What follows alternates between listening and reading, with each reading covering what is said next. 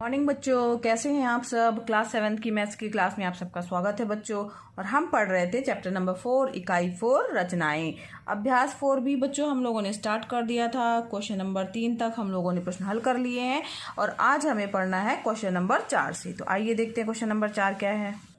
चौथा क्वेश्चन है बच्चों कि एक समकोण बनाइए तथा उसके समद्विभाजक की रचना कीजिए। तो हमें समकोण एक बनाना है और उसके समद्विभाजक की रचना करना है।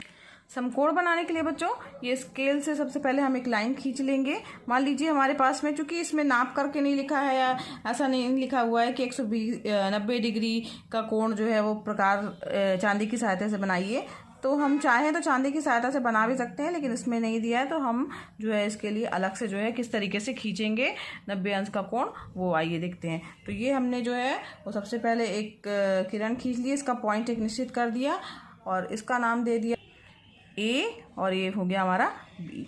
अब यहाँ पर हमें क्या करना है, गोला प्रकार की ज़रूरत है, तो हम इसको प्रकार की सहायता से बच्चों क्या करेंगे, एक कोई सा भी जो है कितनी भी दूरी का लेकर के एक चाप खींचेंगे। ठीक है, ये हमने एक चाप ओह हिल गया थोड़ा सा, ठीक, तो ये हमने एक चाप खींच दिया।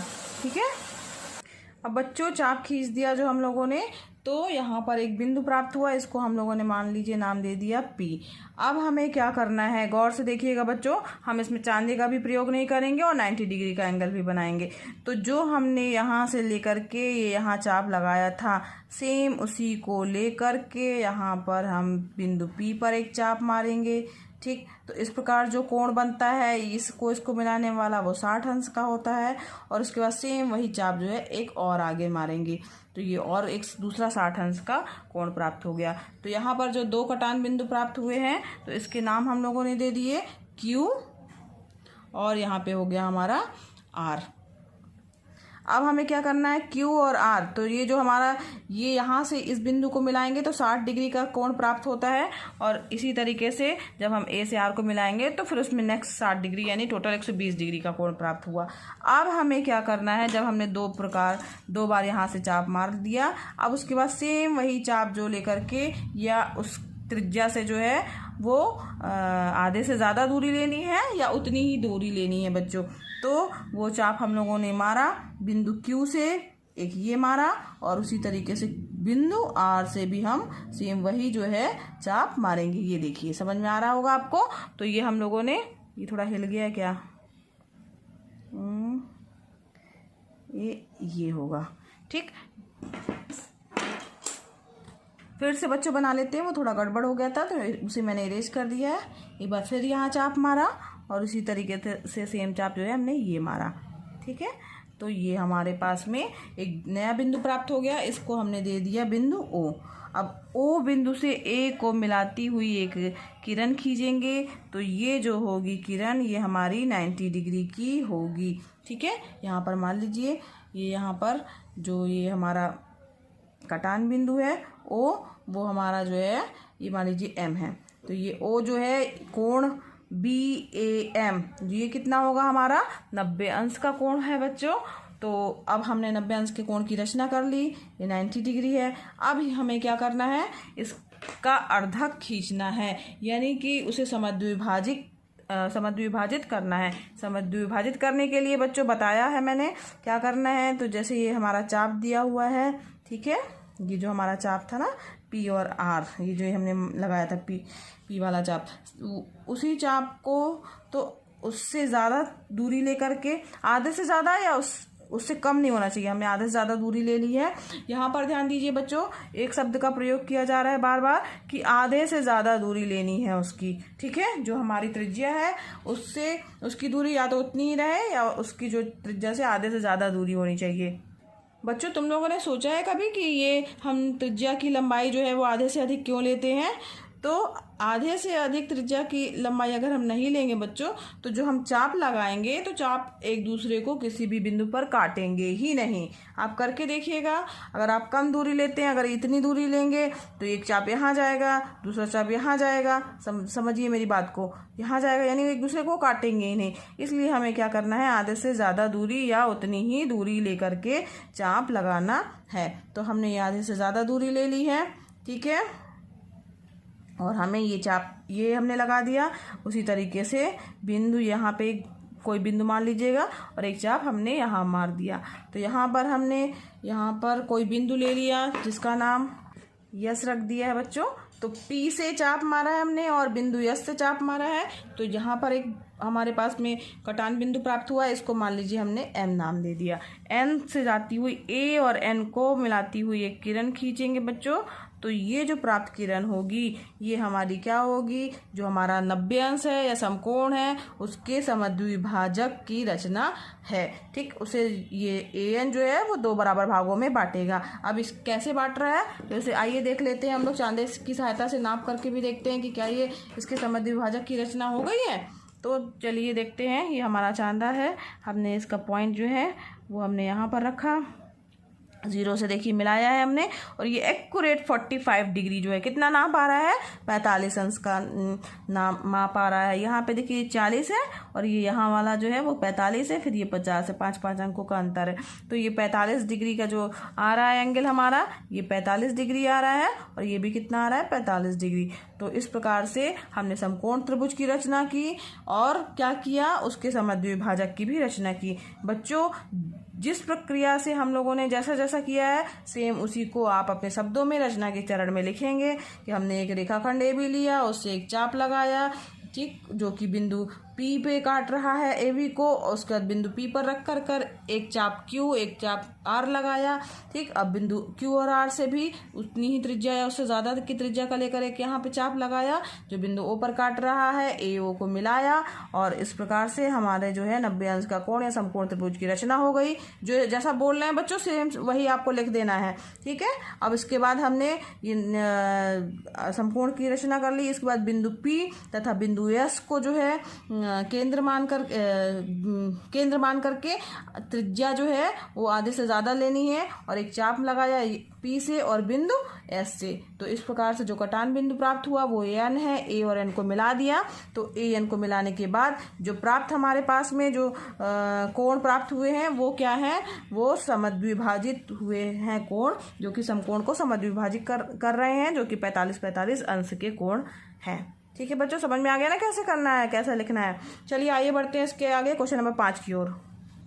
क्वेश्चन नंबर 5 है बच्चों, अपनी अभ्यास पुस्तिका पर एक कोण पी क्यू आर 60 अंश तथा दूसरा कोण ए बी सी 45 अंश खींचिए और कोण पी क्यू आर में एक ऐसी रेखा क्यू एन खींचिए जिससे कोण पी क्यू एन बराबर कोण पी क्यू आर माइनस कोण ए बी सी हो जाए तथा कोण पी क्यू एन का मान भी बताना है हमें। हल करने के लिए इसमें दिया है कि एक कोण पी क्यू आर बराबर 60 अंश खींचना है। तो सबसे पहले हम जब एक स्केल की सहायता से एक लाइन हम लोगों ने मान लीजिए खींची, ठीक, और ये जो है हम लोगों ने खींची। इसके बाद इस जो हमें लेना है, क्या लेना है, चांदा। चांदी की सहायता से हमें कितने डिग्री का कोण बनाना है, दिया है 60 अंश का कोण। तो यहाँ पर 0 के बराबर हम रखेंगे, यहाँ पर हमने रखा और यहाँ से हमने 60 अंश लिया। ठीक, 60 पे निशान लगाएंगे जहाँ पर हमें 60 दिख रहा है और वहाँ से जो है हम इसे मिलाती हुई एक जो है किरण खींचेंगे। जो हमारा ये बिंदु है इससे जाती हुई एक किरण खींचेंगे। ठीक है, समझ में आ रहा बच्चों। तो ये हो गया हमारा जो है वो एक, इसका नाम क्या दिया हुआ, पी क्यू आर। इसलिए हम कुछ और नहीं ले सकते हैं बच्चों, इसको हमें पी क्यू आर ही लेना पड़ेगा। यहाँ पी हो गया, यहाँ क्यू हो गया हमारा और यहाँ पर क्या हो गया बच्चों, आर हो गया। ठीक, पी क्यू आर यहाँ पर प्राप्त हो गया हमें। ये कितने डिग्री है, ये पूरा है हमारा 60। ठीक, अब इसी तरीके से दिया है प्रश्न में कि दूसरा कोण ए बी सी बराबर 45 खींचिए। तो कोण ए बी सी भी हमें खींचना है, इसके लिए भी हम यही करेंगे। स्केल की सहायता से पहले हम एक लाइन खींचेंगे। अब इसके बाद क्या करना है, अब चांदी का प्रयोग करना है और 45 खींचना है। तो यहाँ पर पहले हम 0 से मिलाएंगे। अब इसे क्या करना है, 0 के बाद 45 पर ले जाके यहाँ पर, नहीं कितना दिया हुआ है बच्चों, ये दिया है, हाँ 45 दिया है। तो 45 पर हमने यहाँ निशान लगाया है और उसके बाद जो है ये जो बिंदु प्राप्त हुआ है उससे जाती हुई एक क्या करेंगे, हमें एक किरण खींचनी है। ठीक, तो ये जो है हमारा क्या हुआ, ए बी सी। इसमें नाम दिया हुआ है बच्चों, इसलिए आपको वही नाम लिखना है, ए बी सी। अपने मन से हम लोग कुछ नहीं लिख सकते हैं। ठीक है। तो ये हमारा कोण ABC हो गया और ये हम जो कि कितने अंश का है, ये 45 अंश का है। अब प्रश्न ये कह रहा है बच्चों कि कोण PQR में एक ऐसी रेखा, यानी हमें PQR में जो PQR है इसमें एक ऐसी रेखा QN खींचना है जिससे कि PQN यानी जो इधर वाला ऊपर वाला भाग जो है वो आ जाए, किसके बराबर हो जाए, PQR माइनस ABC, यानी ABC के बराबर आ जाए। तो माइनस ABC मतलब हमें यहाँ, अगर हम ये पूरा ABC जो है सेम यहाँ पर ड्रा कर दें तो ऊपर वाला भाग अलग हो जाएगा और यहाँ पर जो है वो ABC से माइनस घटाने पर भी प्राप्त हो जाएगा। तो यानी 45 डिग्री का कोण लगभग हमें यहाँ पर भी ड्रा करना है, ABC को पूरा का पूरा इस पर ड्रा करना है।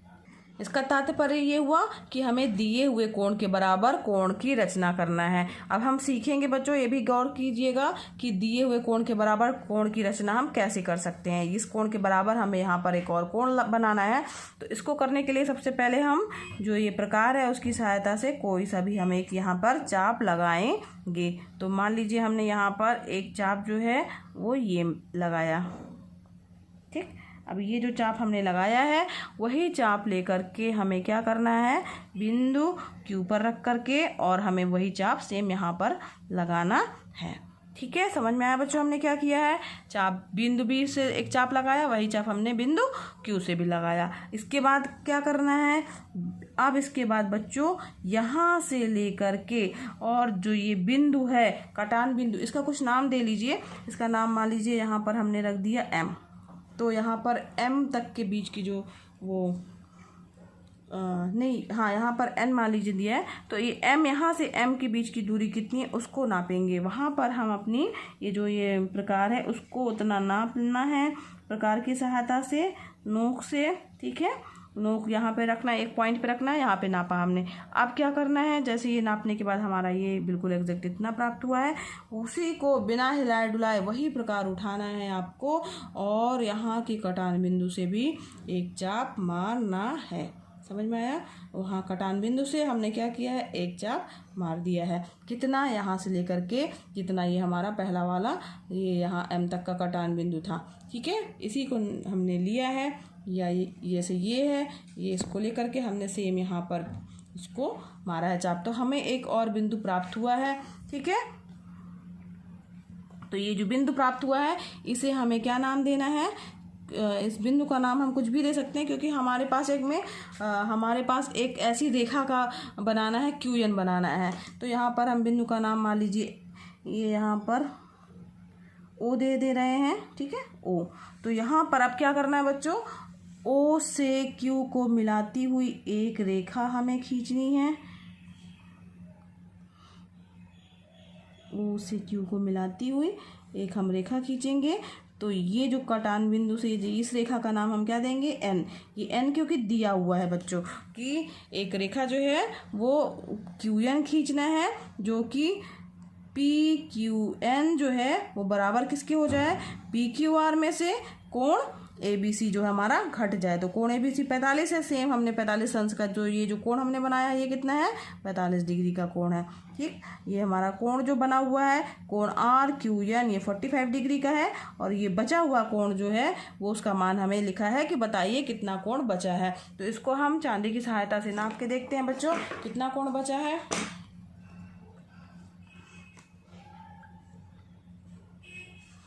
कैसे नापेंगे,